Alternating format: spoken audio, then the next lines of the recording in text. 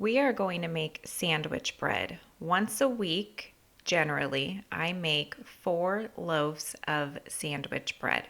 I do all 4 loaves at the same time one day so I don't have to stop and cook every other day to make a fresh loaf of bread. I start with 4 cups of lukewarm water. I sprinkle in sugar. I'm going to have the recipe down below because I am timesing this recipe by 2. The original batch will make 2 loaves of bread, so I double everything. I'm sprinkling in my yeast over top of the sugar water. What I'm going to do is show you what it looks like to proof your yeast. This particular recipe does not require that the yeast is proofed first. However, there are bread recipes where that is a requirement. So just make sure you read the recipe that you are using so you can see if you need to do this step or not. You can see the yeast is feeding off of the sugar here in my bowl, and you can watch it grow and bubbles will start occurring. And when you come back, you will see what it looks like. And that's how you know that your yeast is active. You don't want to add in all your other ingredients if your yeast isn't going to bloom and work. So if you're not sure if you have good active yeast, then definitely do that step.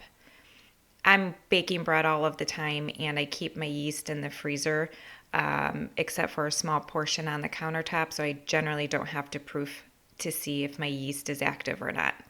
I'm going to now put in my flour. I put in what the recommended ingredient list shows me, except I always reserve 1 cup. You never quite know how much flour your bread is going to require that day. So I always shy on the side of I can always add some, but you can't take it away. I'm going to add in my oil. I use olive oil, not extra virgin olive oil. That is much different. Just pure olive oil has a very neutral taste, and it's a better for you oil than some other seed oils. Make sure you remember to add your your salt. But add your salt at the end of your ingredient list because it could interact with your yeast, and you want to make sure your yeast stays alive and active. So I always, just out of habit, it's the last thing that I add. Let your mixer do as much work for you as possible. So I put everything into my mixer. Never mix it over the speed 2. You're either going to use speed 1 or speed 2. If you go over speed 2, you could overwork the gluten in your bread, and you're not going to like the outcome that you have. So no faster than speed 2. You're looking for the flour and everything to be incorporated. You're going to add more flour as needed because it's going to be very obvious here in the beginning that your dough is way too wet. Here you can see that my flour and everything has come together. It looks like the sides of my bowl is being cleaned. So my dough is gathering very nicely. And I sometimes use another scraper. I just know the way my machine works, and sometimes I have to go in and give it a little extra help. But it's definitely coming together quite nicely, and that's what you're looking for.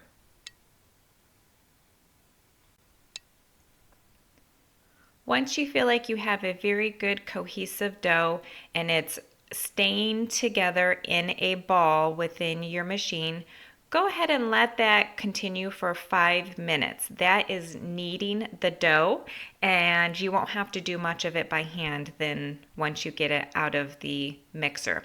I sprayed my bowl that my dough is going to rise in. I do not use a lot of oil though.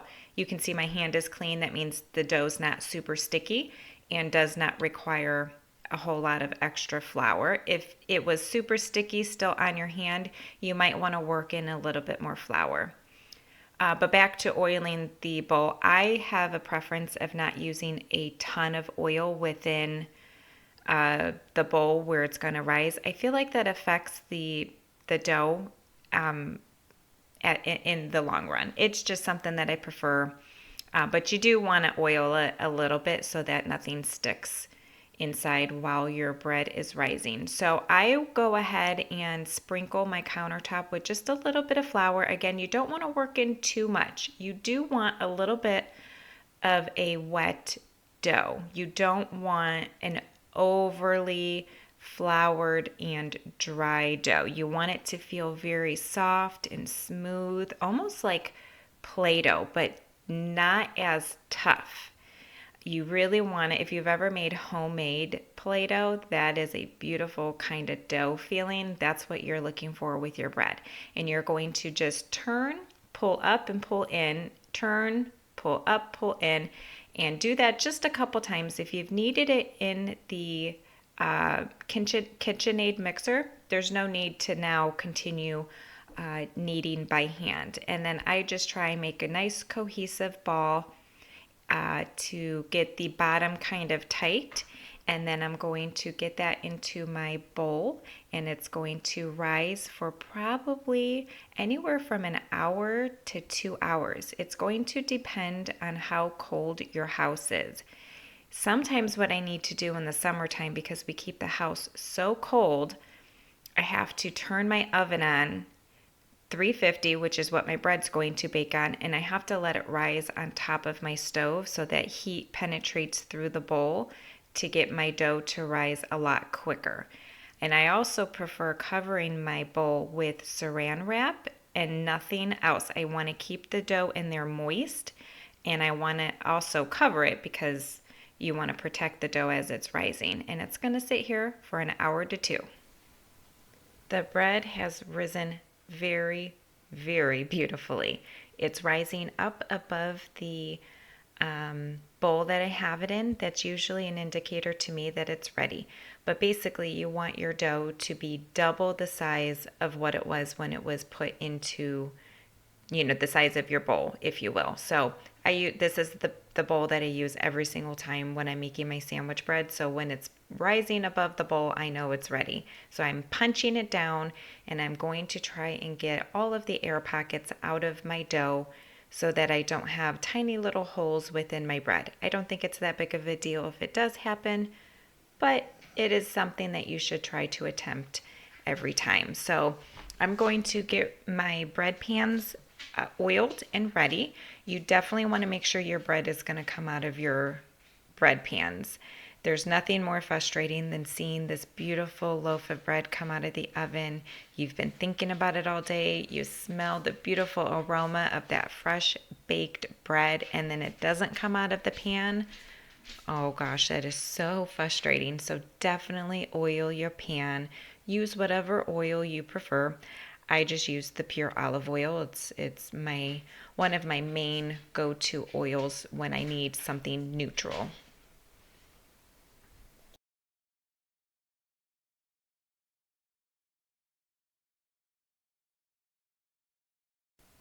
Definitely make sure you get the sides and the upper part because that bread is going to rise again in our bread pan. I'm going to now section out 4 loaves of bread.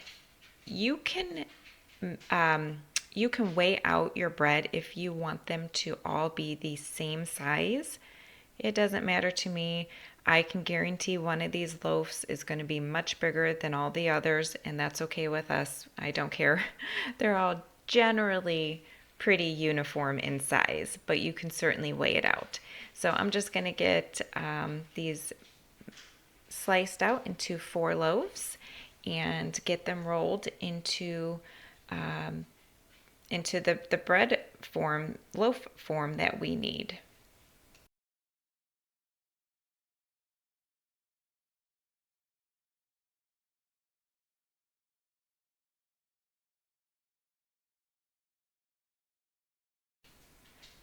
So I kind of roll out into a flat rectangle, if you will, kind of padding, and you don't really want to stretch too much, but you kind of just pad it out into a little bit of a rectangle. And then I'm going to roll up one side into another, kind of like when you make crescent rolls. I will pinch my seams together, and I will fold in the sides of the dough there. And then I kind of just smush it together into a nice little loaf size, and I tuck it away into the pan.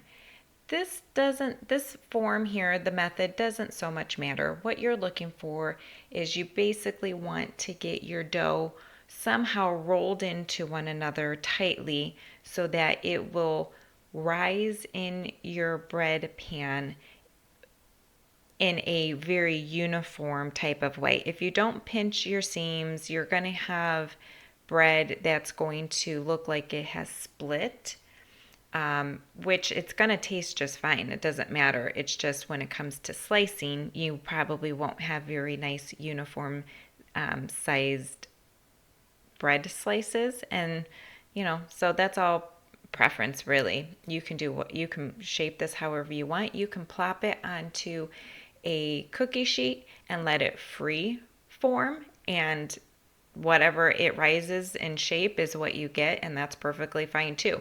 The bread pans is just to force it into that shape, so at the end of the day you have that nice loaf appearance.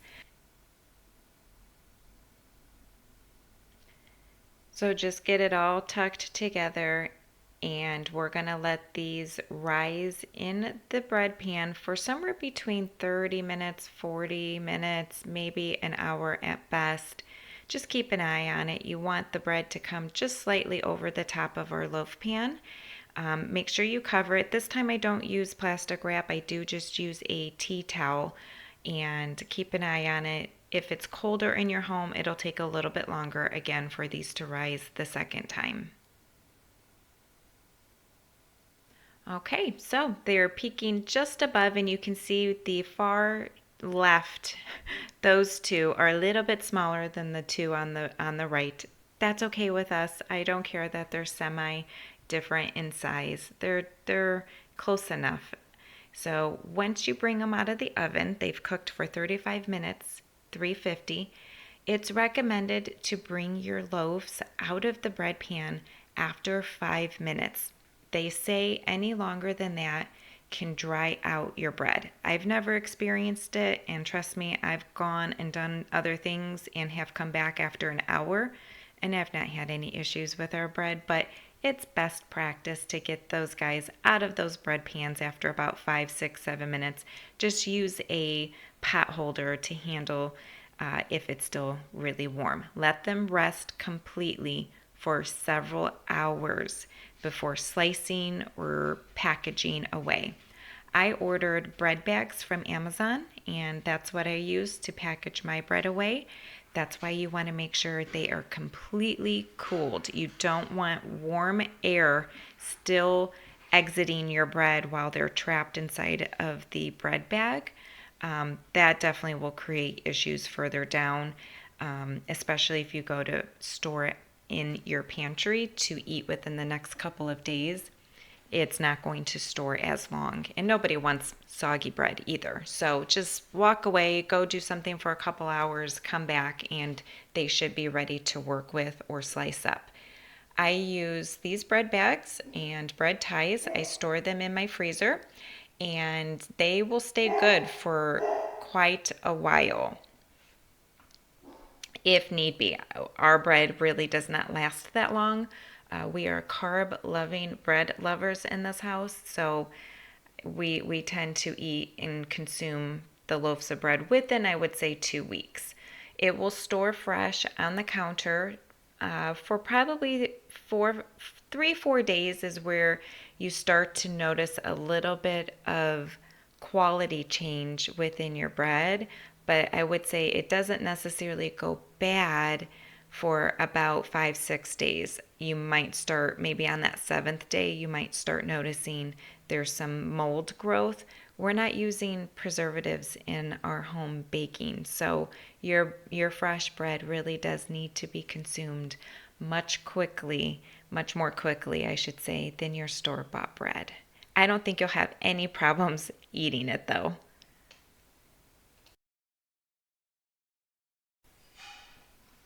So I'm going to use my bread slicer to get this bread sliced up. We needed one for the week This bread slicer is really large, really loud, but it works fantastically. It's a little bit of a funny story on how I even acquired it, but I love it and we use it so much. It works for anything bread wise. So we use it quite often. You can actually move the blades to make your slices larger. And you can use, pretty much any type of bread that you might need sliced up. So I kind of laugh, even though I've never worked in the medical field. I sometimes feel like I'm delivering a baby when I'm going to guide the loaf of bread out. So don't laugh at me, but I do. I always feel like I'm in labor and delivery. So the next best thing to a brand new baby would be a fresh loaf of bread, though. So, it's pretty much the same. But the inside of this bread always comes out so soft, so tender, really squishable though.